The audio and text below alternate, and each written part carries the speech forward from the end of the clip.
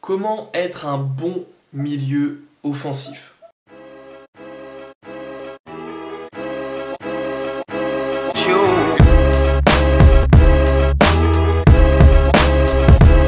Salut l'équipe, on se retrouve pour une vidéo sur les milieux offensifs. Je sais que beaucoup l'attendaient. Comme d'habitude, le sommaire de cette vidéo.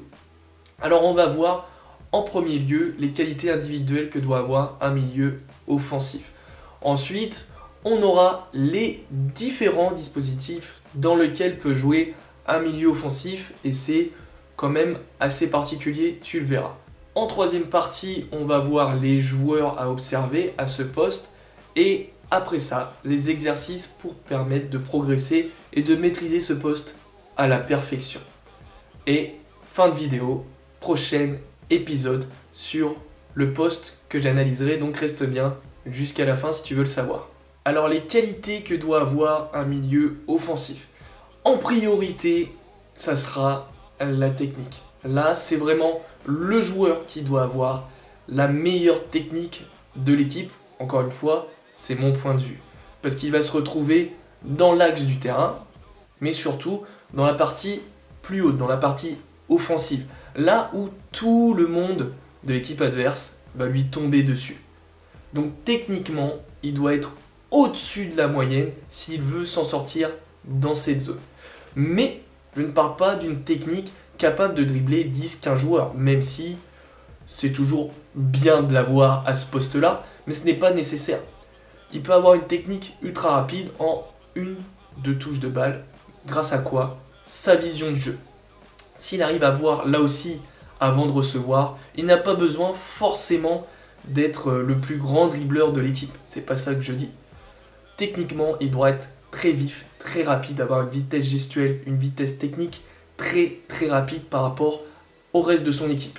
Mais il y aura aussi l'intelligence de jeu, la façon dont il se déplace. C'est-à-dire se déplacer entre les lignes, dans le dos de son adversaire principal, le milieu défensif, juste devant la défense, bref, se déplacer dans les zones libres où il va pouvoir enchaîner un peu plus tranquillement, en tout cas prendre de l'avance sur ses adversaires directs et faire la différence, toujours en 1-2 touches si le jeu le permet, si ses coéquipiers bougent et font des appels, ça aussi ça sera très important, mais voilà, son intelligence de jeu, ses déplacements seront aussi très importants dans cette zone de jeu qui est parfois extrêmement bouchée, parce qu'il y a beaucoup de joueurs, parce que le bloc en face peut être très bien regroupé, donc il faudra être très intelligent pour évoluer à ce poste-là. Alors athlétiquement, il faudra toujours être explosif pour se déplacer très rapidement sur de très courtes distances, mais aussi pour récupérer le ballon dès qu'il est perdu, parce que c'est une zone où on perd quand même souvent le ballon devant la surface adverse, parce que tout le monde se regroupe, il y a beaucoup plus de joueurs, ça commence à être difficile parce qu'on veut marquer absolument, parce que c'est le but quand même d'un match pour gagner. Voilà, il y a tout ça qui rentre en compte, donc on perd souvent le ballon dans cette zone, alors dans l'axe, à côté, et avoir un milieu offensif qui peut réagir très vite à la perte de balle s'il est à côté sur les 5-10 premiers mètres pour déclencher le pressing, c'est régal pour un entraîneur et pour des coéquipiers. Donc c'est une qualité qui sera toujours importante avec ou sans ballon. Alors le milieu offensif fait partie de ces joueurs sur le terrain qui courent pas énormément, qui ne fait pas de grandes distances. Moi je pars du principe que c'est parce que c'est un joueur intelligent qui défensivement se place pour couper les solutions de passe. Après c'est vrai que c'est pas souvent un acharné de travail, comme on pourrait le dire de façon très stéréotypée pour l'avant-centre. C'est pas des bourreaux de travail, même s'il existe des joueurs qui sont acharnés à ce poste-là, mais il y a toujours des exceptions, des joueurs qui varient à ce poste-là selon leur profil, et selon ce qu'on leur demande aussi, tactiquement c'est très important. Mais voilà, pour dire que c'est pas un joueur qui parcourt beaucoup de distances, et des distances à haute intensité. C'est vraiment, pour moi, le joueur par excellence intelligent dans l'équipe, et qui est vu en plus comme le meneur de jeu, donc c'est son rôle, on va dire, principal quand son équipe a le ballon, c'est sa priorité. Dans les dispositifs, c'est assez particulier parce que on peut pas parler de meneur de jeu et de milieu offensif quand ils sont à deux. C'est très particulier, par exemple dans un 4-3-3 comme j'ai pu l'expliquer dans la vidéo précédente avec les milieux défensifs, on va avoir 2 joueurs offensifs juste devant le milieu défensif. Et dans ce dispositif, on a souvent l'ailier qui rentre à l'intérieur. On peut avoir des Neymar, des Bernardo Silva qui vont venir faire le jeu. Ça sera des milieux excentrés offensifs, en fin de compte, qui vont venir créer le jeu. Donc, il y aura vraiment toutes ces notions pour un vrai milieu offensif quand il sera tout seul dans un 4-2-3-1, dans un 4-4 de losange, dans un 3-5-2 avec justement un numéro 10, un 9,5. Bon, on va pas jouer sur ce détail-là, mais voilà.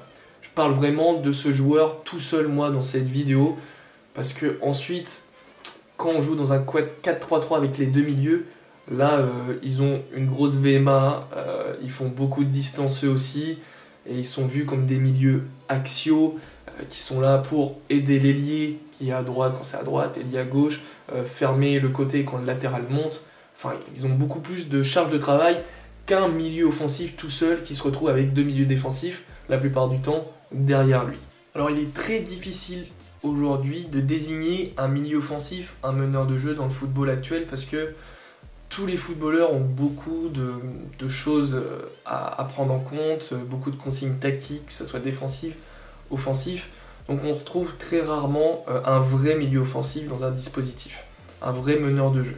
Comme je l'ai dit, on a des ailiers qui vont venir créer le jeu, Neymar, Bernardo Silva, enfin voilà, tous ces joueurs-là, Di Maria, qui en a d'autres, enfin voilà, tous ces joueurs-là qui sont de base ailiers, mais qui, dans les équipes de jeunes, ont joué milieu offensif. Neymar, je crois, à Santos, était vraiment pur milieu offensif. On a eu Lucas Moura, qui était milieu offensif quand il jouait à, je crois que c'était Sao Paulo, son équipe au Brésil, et ils deviennent ailiers, parce que tactiquement, maintenant, aujourd'hui, on aime bien faire déplacer les joueurs pour créer des espaces pour les latéraux, etc., etc.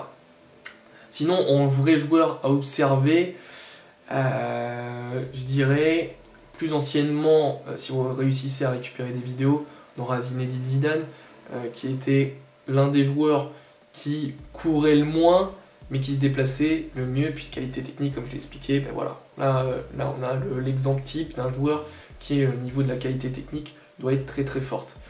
Ensuite, on peut avoir à observer des David Silva, des Kevin De Bruyne, je voudrais dire des Eden Hazard et des Neymar, mais leur profil maintenant aujourd'hui est très très différent. C'est même pas pour moi des ailiers, c'est clairement des milieux excentrés qui vont venir organiser le jeu, des milieux offensifs excentrés, comme je pourrais les expliquer dans la prochaine vidéo. Ça vous donne une petite bille. Donc il existe très peu de fois où le milieu offensif va se retrouver vraiment tout seul dans cette zone juste derrière l'attaquant. On peut avoir qui d'autre par exemple? En dernier que je peux avoir, il y a Paul Pogba selon comment il est utilisé. Moi je pars du principe que c'est quand même un très bon milieu offensif et je pense que c'est un poste qui maîtrise très très bien aussi. Donc vous pouvez toujours observer ces joueurs qui rentrent à l'intérieur, ces joueurs qui joueront peut-être les 2 milieux offensifs comme j'ai pu l'expliquer avec un seul milieu défensif. Enfin vous avez juste à taper sur internet milieu offensif au football et vous retrouvez des Cristiano Ronaldo, etc. Voilà, et ça me fait penser à quelqu'un que j'ai totalement oublié et je devrais être puni pour ça. À l'époque où Lionel Messi joue en faux 9, donc en 9,5, je pense clairement que regarder ces matchs-là quand il joue à ce poste-là, c'est l'un des meilleurs exemples offensivement.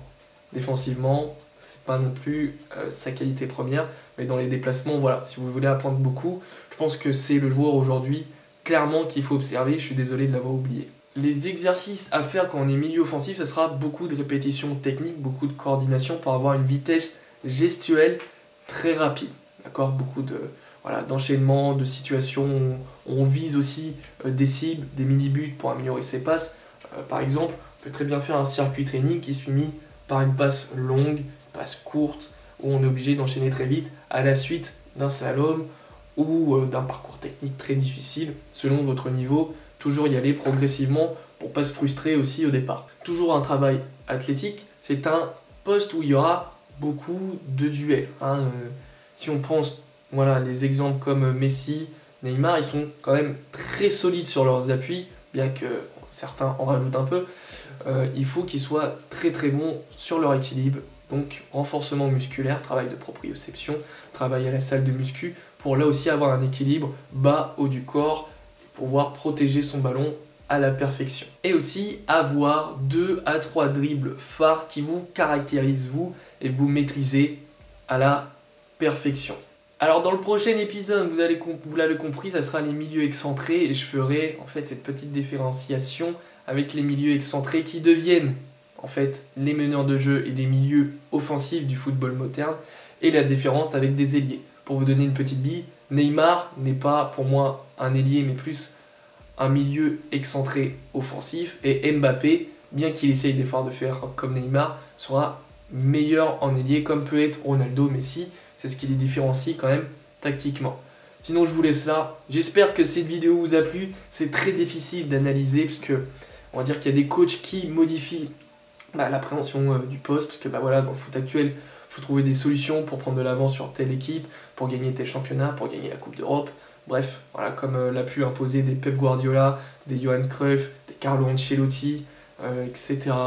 Donc forcément, pour nous, préparateurs physiques, entraîneurs individuels, c'est très difficile d'analyser toute cette intelligence de jeu que ressort de monstres comme ces entraîneurs-là et ces joueurs-là. Donc j'espère vraiment vous avoir aidé un maximum. N'hésitez pas à me le dire, n'hésitez pas à me le dire en commentaire, ça me ferait très plaisir. Et n'hésitez pas aussi à donner votre avis sur ce sujet. Le débat est ouvert. Je ne dis pas avoir la meilleure parole sur ce sujet. C'est vraiment mon expérience d'entraîneur, puisque j'ai entraîné beaucoup d'équipes de foot à 11 en France et aussi à l'étranger. Et en tant qu'entraîneur spécifique milieu terrain, défenseur, et aussi mon expérience de joueur, parce que c'est les postes que j'ai pratiqués essentiellement. Je vous laisse là, toujours ensemble pour réussir. Passez une bonne semaine et prenez soin de vous.